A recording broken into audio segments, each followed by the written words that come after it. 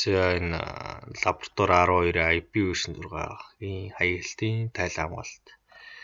За энэ ингээд ажлын зорилго үндсэн ойлголт зэрэг нь байна. За энэ ингээд туршилтын тавлаг харагдаж байна. За миний Cisco дээр болохоор ингэж харагдаж байна. За ерөнхийдөө бол туршилт маань бол одоо энэ PC-нүүдэд IP version 6 хаяг өгөөд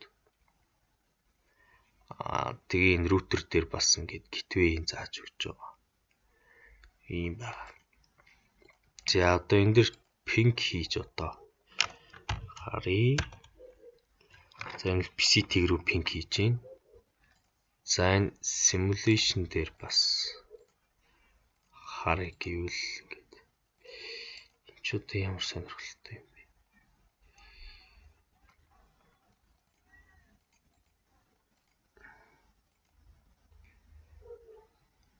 Эсвэл хурд яваад.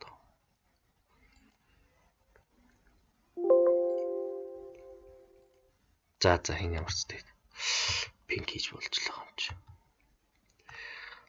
За тэгээд дараагийнх болохоор энэ даалгавар байгаа. За нэг ийм топлог байсан одоо энэ юм дээр лаборатори ажил дээр ийм топлог байгаа. За тэгээд хаягууд нь эднэр одоо рутруудын хаяг болон серверийн хаяг өгөгдсөн байгаа.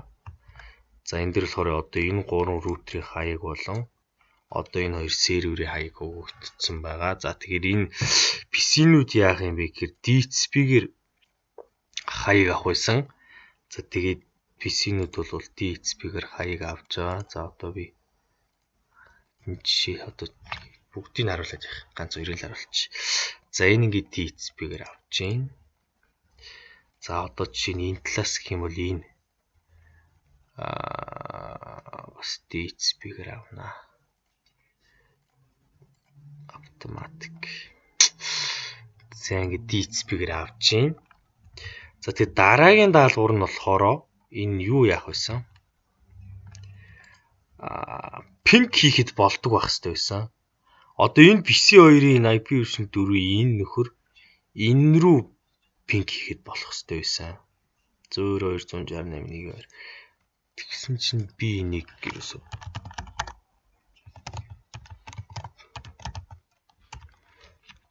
тэнкэр ингээд болохгүй байгаа. Би одоо энийг зөндөөл үтсэн тэгээд барахгүй. Юун дээр алдаад байгаа бас мэдэхгүй байна. Static root маань болж байгаа. Тэгээд DHCP аваад байгаа. Тэгээд болохгүй л байгаа юм да. Static root одоо энэ 3 рутрийн хооронд static root хөрвөл гэсэн байсан. Тэгээд static root нь бас зөв л байна. DHCP бүгд аваад байгаа. Тэгээд минийг ч чадахгүй байгаа. За тэгээд шалгах асуултанд нь хариулсан. Энэ үе чинь. За тэгэл бол одоо